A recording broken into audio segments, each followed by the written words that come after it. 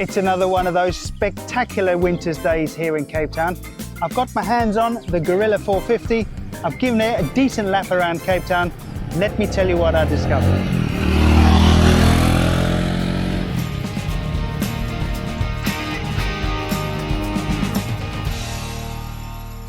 Today I've given the bike a bit of a lap around town. I've taken it on the country roads. We're out here on Chapman's Peak to go and check it out through the twisties. It is really not a bad bike at all, especially for what it is that you're paying for this. This has got a 450 in it, and it's the same engine as they've got in the Himalayan. Now, I haven't ridden the Himalayan, so I can't really compare the two to tell you one from the other, except that it seems to be, guys are saying that this has had a little bit more of a tweak on this one compared to it's a little bit more sluggish in the Himalayan. I've written myself a little bit of a list because I can't remember all of these things, so let's work our way through the list and I'll tell you the stuff that I found quite interesting. The first thing I've got here is I think this bike would be a fantastic bike for somebody who's just getting into motorcycle riding because it is such an easy bike to ride, or somebody that's towards the end of their riding and they just want something that's relatively straightforward. It is incredibly comfortable to sit and ride on compared to the Bear, which I rode the other day. This has a much more comfortable seat, so 10 out of 10 for the seat on this one compared to the Bear.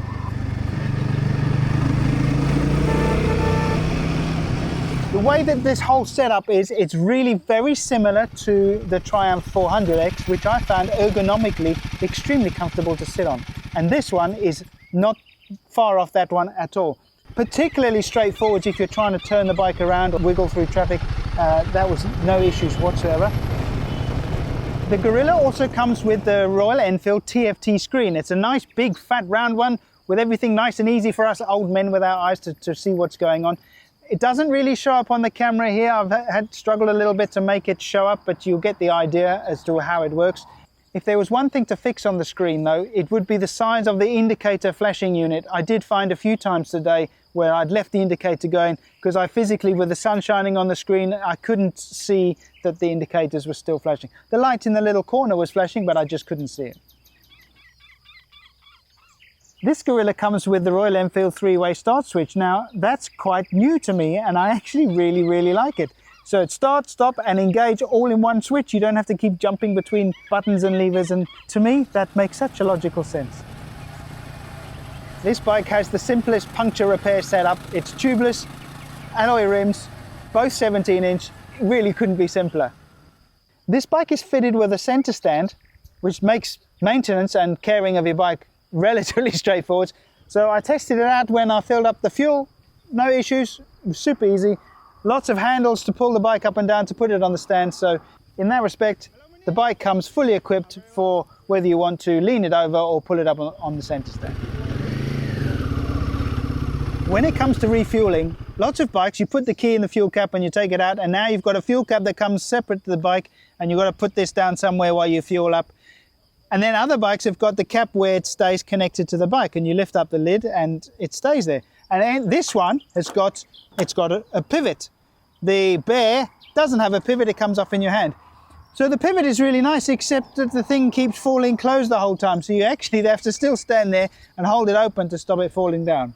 So Royal Enfield, yes, fantastic, except can you make it not fall closed the whole time?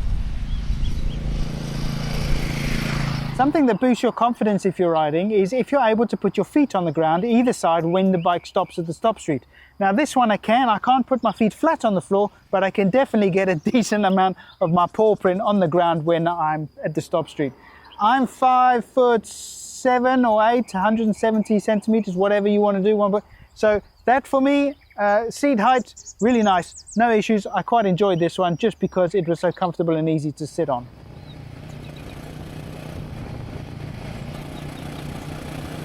Because this bike is so easy to use or so easy to ride, it's probably a really good beginner style bike. Depending on which country it is, depends on whether you can ride a 450 off the bat, but it's not too big, it's not too small. It is actually a really all-round, nice, comfortable, sensible bike to ride.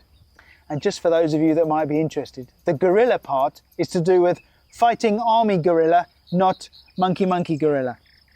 That's pretty much me done with my riding around Cape Town today. I'm now going to take this back. I'm going to go and do the coastal road all the way back to town. I'm going to drop it back at Moto Royale. So if you're on the hunt for a Royal Enfield, Moto Royale in Cape Town, get hold of the guys there, hook yourself up with a test ride. There's lots of toys on the showroom floor. Go and see what tickles your fancy. And until then, I'll catch you on the next one. Cheers, eh? Ciao.